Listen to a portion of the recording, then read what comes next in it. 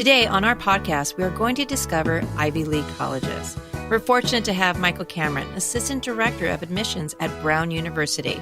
Brown is one of the 8 Ivy League colleges. Michael brings to us more than a decade of enrollment management and marketing experience to his current position at Brown. Prior to joining Brown, he served in various admission roles in a broad range of institutions where he developed his ability to define and identify fit in the admissions process. Guided by his passion for access and inclusion in higher education, Michael earned a master's in higher education administration from New York University, NYU, where he also served as a senior assistant director of admission and team leader for 4 of the undergraduate schools within the university. Prior to this, Michael's love of the arts brought him to Ringling College of Art and Design, where he earned a Bachelor of Fine Arts degree. Welcome to the show. Oh, thank you so much. I'm very happy to be speaking with you today. Yeah, no, it's an exciting and nervous time for a lot of students looking at many different schools. And so we wanted to take today to ask a couple of questions about Ivy Leagues and other things related to the applications. So many campuses, not only the Ivies, but other ones like Bowdoin College, University of Chicago, USC, University of Southern California, have similar admission rates like Ivy League colleges. Some individuals call them mini Ivy League colleges. What sets Ivy League schools different than those other highly selective colleges? Yeah, that's a great question. I think today, more than ever, the Ivy League is often defined as, an elite collection of, 8 Northeastern universities that are, well-resourced and certainly have academic excellence. And that's absolutely true. But the reality is that the Ivy League was established in the early to mid-1900s as an athletic conference with the NCAA Division I. And so, honestly, to me, I think that's really the greatest distinction. What sets us apart is that we were a part of this athletic conference.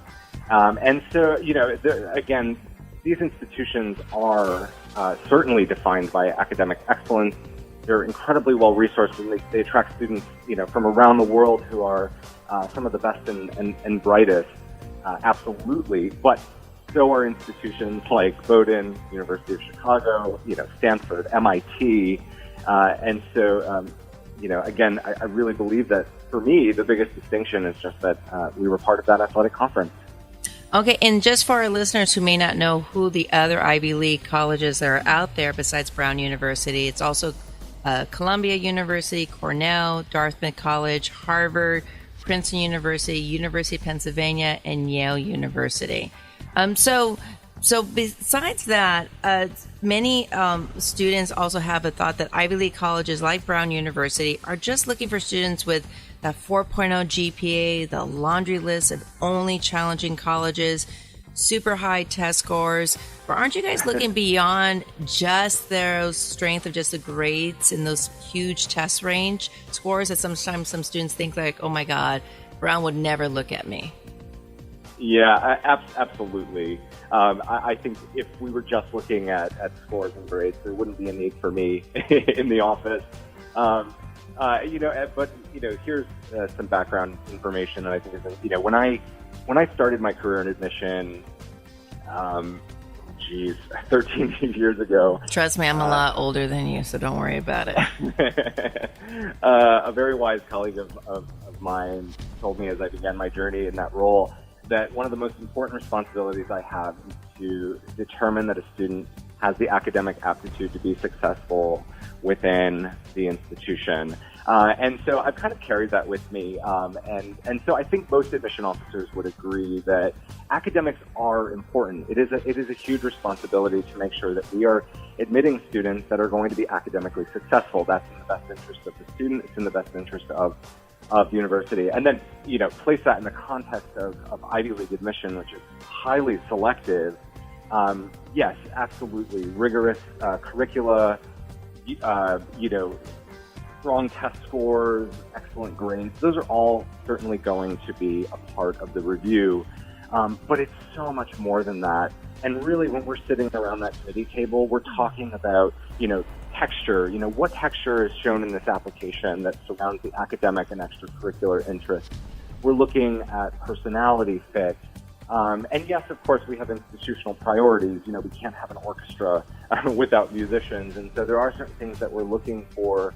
But it's so much more. And the other reality is that we could fill our class over and over with valedictorians and students that have at least one perfect standardized test score. But that's not what ends up making our class. There's so much more to that discussion and so much more that we're looking for in the application. No, I love how you describe it as textures, right? Like there's so many different types of textures. It's not just one that a campus is looking at. And there's so many different layers too. And I think the big interference sometimes is students don't realize how wonderful all those different layers and textures are. Beyond the grades and the test scores. Can you elaborate for our listeners a little bit about what does that mean, priorities for the institution? It's something that sometimes students hear, but they never ask because they're like, oh my God, what is that? I'm not going to ask. I don't want to sound stupid. So could you elaborate that a little bit more for them? Yeah, absolutely. And I've seen this play out in different ways in the various institutions in which I've worked. For the most part, these often come as we might say, from the top down. They're sort of told to our office, hey, we might be looking to grow a department or maybe even more broad, the humanities or the STEM field. And so we might look at those applicants a little more closely, saying, do they meet that institutional priority that's been shared with us? They often come in the form of, athletic recruiting. We need to have our athletic teams. Again, we're part of this athletic conference, and athletics are very important to higher education. So, we're looking at athletes, we're looking at musicians, we're looking at visual artists. And so these are some of the priorities that we might see as we're evaluating candidates. Okay, so going back to completing that orchestra, so you have a beautiful symphony, right? Yes, indeed. So more and more colleges like the Ivy League schools are using early decision, some early action, and some others restrictive early action. What are the advantages and disadvantages for both students and colleges using early applications versus regular application deadlines or admissions decisions? Sure. I'm not sure if it would be helpful to define what that'd be great. Programs are. So early decision is essentially a binding commitment between an applicant and an institution that if admitted, they will matriculate. They sign a contract through the application, and students will only ever apply to one early decision school. Early action, restrictive early action, those are slightly different. Restrictive early action is essentially a non-binding program where you apply early, restricting you to one early program, where you still have until May 1st to ultimately make up your mind if you wish to enroll. And then early action allows you to apply to institutions early, again, without the commitment to matriculate, but giving you the opportunity to wait until May 1st to make your final decision. I think for the advantages that I see for the student is certainly the ability to demonstrate their interest within a particular institution. We're always looking for fit. We want to see how much a student wants to be at a particular institution, and applying early is certainly one way to do that.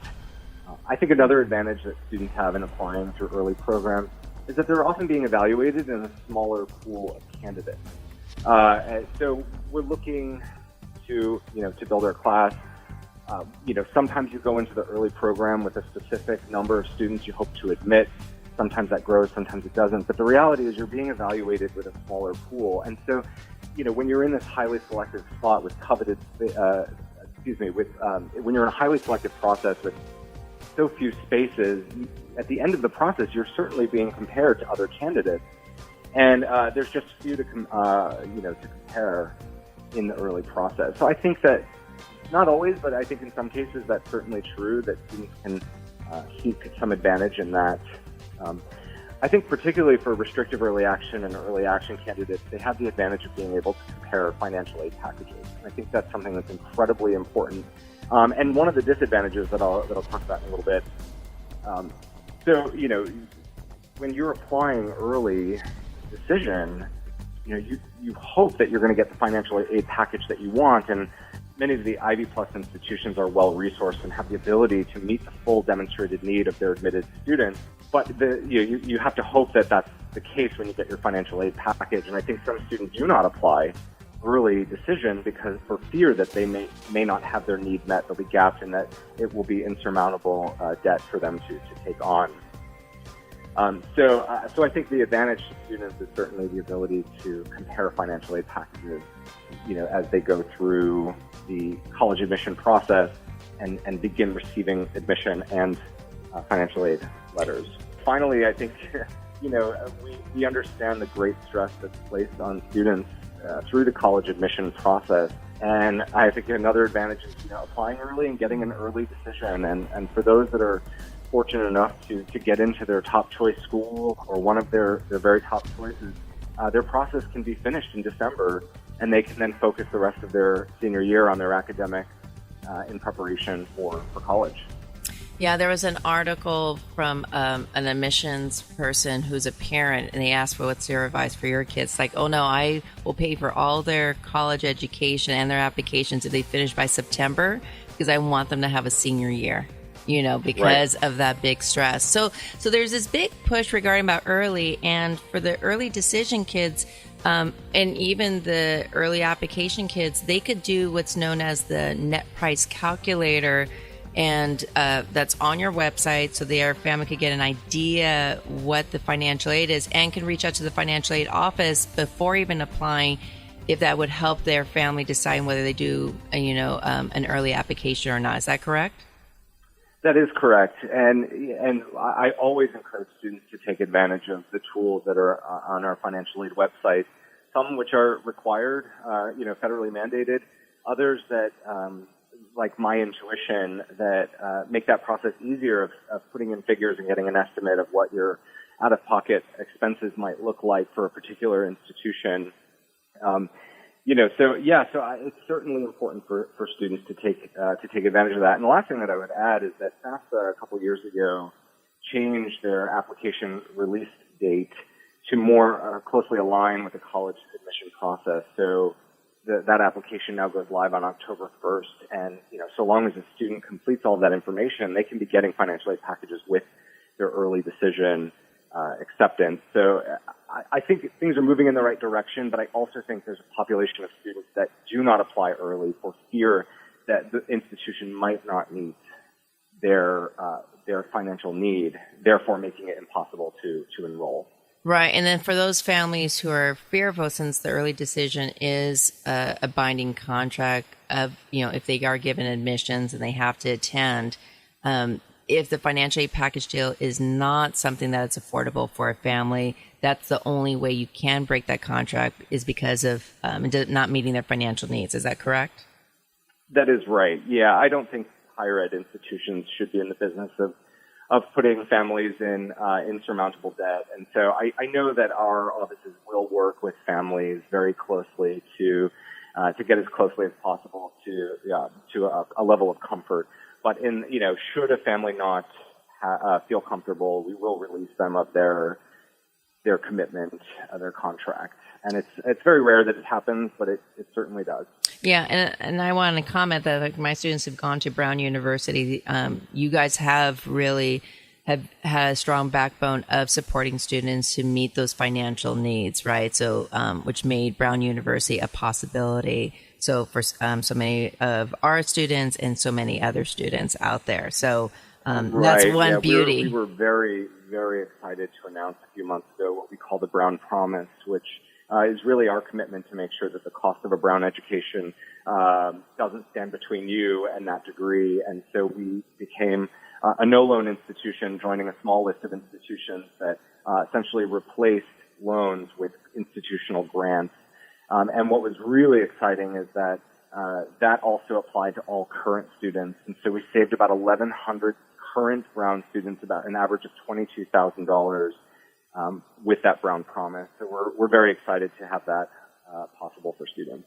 That is fantastic news. Really fantastic news. And in case a listener is listening and it's after December and they're a senior, they're a great candidate. You'll still